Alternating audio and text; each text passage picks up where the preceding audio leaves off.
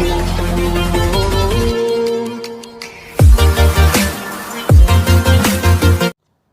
morning, dear friends and viewers. In today's session, let us discuss about spermatogenesis. First of all, let us understand what exactly do we mean by spermatogenesis.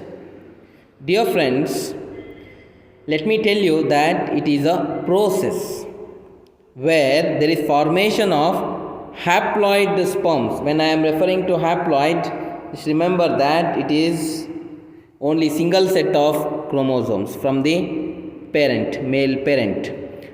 So these haploid sperms are formed from the diploid spermatogonial cells. So we have spermatogonial cells here, which is also referred to as sperm mother cells. So the haploid sperms are formed from the diploid spermatogonial cells or sperm mother cells in the testes. This process is referred to as the spermatogenesis, my dear friends. Next, let us understand how exactly the spermatogenesis process occurs. Before that, let me tell you that there are several hormones which we need to take into consideration. See, we know that at the start of the puberty or the sexual maturity, so what happens here is there is increased secretion of gonadotrophin releasing hormone, what you refer it to as GnRH, gonadotrophin releasing hormone. So from where it is released? This hormone is released from the hypothalamus of brain. So after it is released, dear friends, let me tell you that this hormone, that is gonadotrophin releasing hormone, will act on the pituitary gland. We know that pituitary gland is present in the brain just near the ear pinna. In fact, it is also referred to as the master gland, as it controls the secretion of many different hormones in our body. So fine, when gonadotrophin releasing hormone acts on pituitary gland, the master gland, so definitely there is a secretion of follicle stimulating hormone as well as the luteinizing hormone. In short, you can say it as FSH and LH. So when these two hormones are in fact released, let me tell you, my dear friends, that LH, that is the luteinizing hormones, act on Leydig cells or interstitial cells. So I have already spoken about this. So they are important for the secretion of androgens. When these Leydig cells will secrete androgens, when this luteinizing hormone, when it acts on the Leydig cells, it will produce the sex hormones called testosterone or the androgens. Then there is in fact spermatogenesis process. If it does not in fact produce testosterone, spermatogenesis process will not occur, my dear friends. So further, let me also tell you what is the role of follicle stimulating hormone, which we also refer it to as FSH. So this acts on the Sertoli cells. We know that Sertoli cells are important for providing the nutrition for the developing sperms. So hence, when FSH acts on the Sertoli cells, definitely, in fact, the spermiogenesis will occur. I am going to tell you what is spermiogenesis later. So dear friends, so remember as of now what is the role of gonadotrophin releasing hormone. So after puberty, when gonadotrophin hormone is released, so it will act on pituitary gland. So pituitary gland will in turn secrete the FSH and LH, that is the follicle stimulating hormone and the luteinizing hormone. Further, after FSH and LH are formed, LH will act on the leading cells or the interstitial cells, so that they in fact they secrete testosterone and bring about spermatogenesis. So I have already told you what is spermatogenesis, that is formation of haploid sperms from the diploid, that is 2N diploid mother cells. So FSH will act on Sertoli cells to in fact help in the spermiogenesis process. So spermiogenesis will occur later after the process of spermatogenesis. I will tell in the coming in fact topics. Dear friends, now let me tell you that the process of spermatogenesis occurs in 3 important steps. So the first step is the phase of multiplication. So let me tell you, dear friends, that we have here the first phase, that is the phase of multiplication. So what happens here, dear friends? So let me show you that in case of the multiplication phase, you can observe that the germinal epithelium will produce of the testis will produce many primordial germ cells. So what do you mean by primordial germ cells? So these are the cells which are in fact first formed cells. So they will also remain diploid. The division which is followed here is mitosis. So germinal epithelium will produce the primordial cells with the help of which division? That is mitosis, my dear friends. Then each primordial cell, each one if you consider, so they will have further, they will undergo repeated mitosis to form many different in fact types of spermatogonial or the sperm mother cells.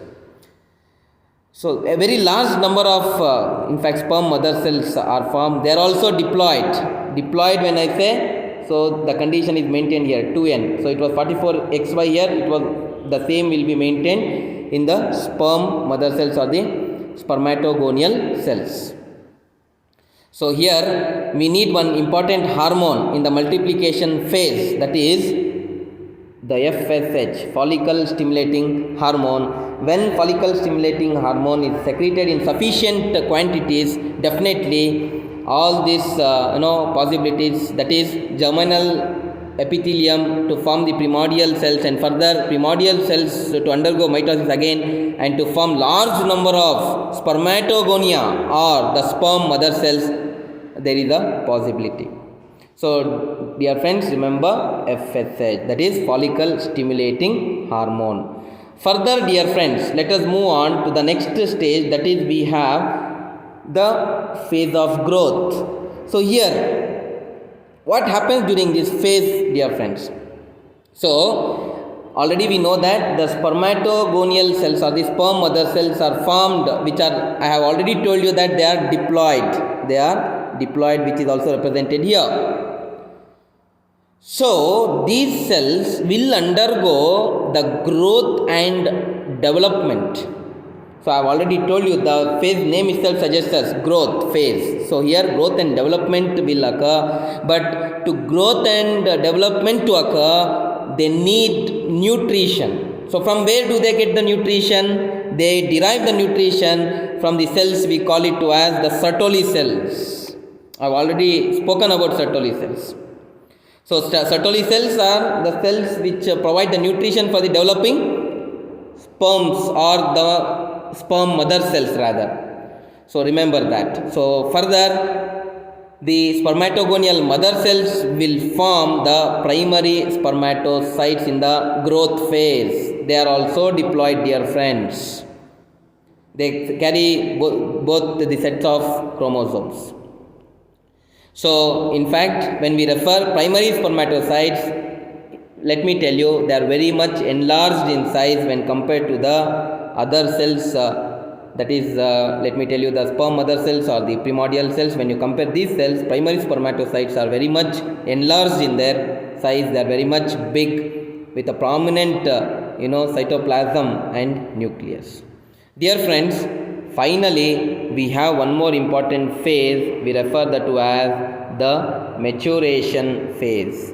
Let me tell you, my dear friends, that in the maturation phase we have, let me tell you that primary spermatocytes now further will form the secondary spermatocytes. So how do they form? They have to here undergo, in fact, one of the important division, that is meiosis 1. That is the reductional division. So now diploid cells, that is diploid primary spermatocytes, will turn into the haploid. Now it was in the, let me show you, in the previous case we had 44XY here. So this 44XY will now become, in fact, haploid, that is it will form either 22X or 22Y.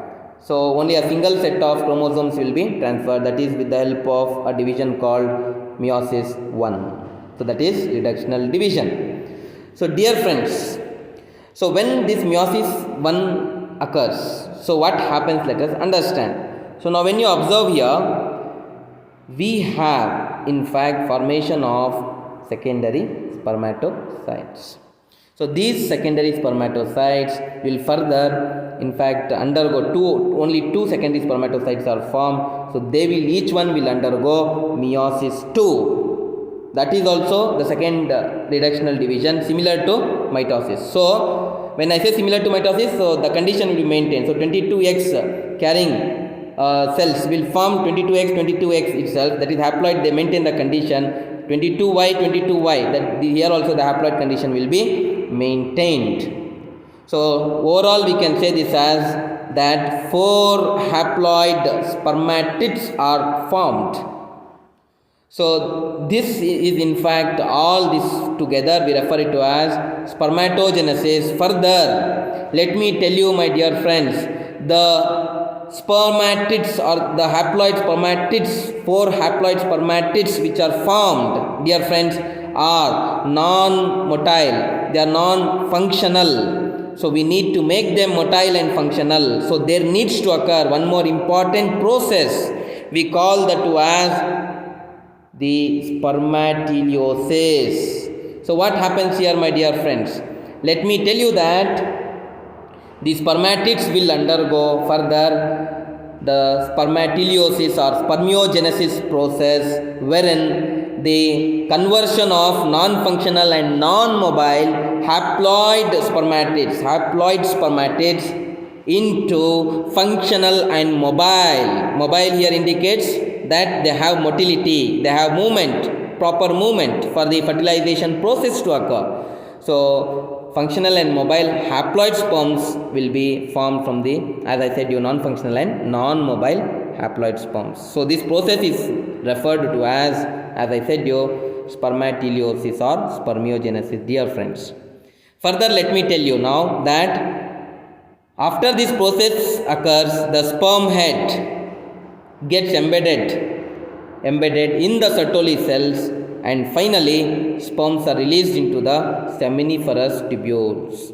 So after the sperms are released into the seminiferous tubules, here let me tell you that there is one more process. So the releasing of the sperms, the motile sperms, functional sperms into the seminiferous tubules is referred to as spermiation process. What do we call?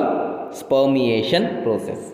So these are few important aspects which we need to understand, that is spermatogenesis. So where after the finishing of spermatogenesis process, we see that there is formation of in fact 4 haploid spermatids which are non-functional and non-mobile or non-motile. So further spermatogenesis or spermiogenesis occurs, so which will convert the 4 haploid spermatids into further the functional and the mobile sperms. So these sperms, after their formation, they are released into the seminiferous tubules, and the process here referred to as the spermiation process, dear friends. So remember all these important aspects which is necessary for us to understand. So Thank you very much. In the next session, we are going to discuss about one more very important topic, that is structure of human sperm. So before that, let me tell you a few of the important aspects. Okay, that on an average, an adult man, when we consider, he releases about 300 to 500 million sperms per ejaculation. So note this point. And second point, you have to notice that sperms can live even for a period of about 2 days in the female reproductive system. After that 2 days period or 48 hours period, they will die inside the female reproductive tract. So thirdly, so if spermatogenesis has to occur, dear friends, that is from the conversion of primary spermatocyte to spermatozoa, it will take a period of 64 days approximately. So remember all these points and keep watching the channel BioZ classes. Please do like, subscribe and share.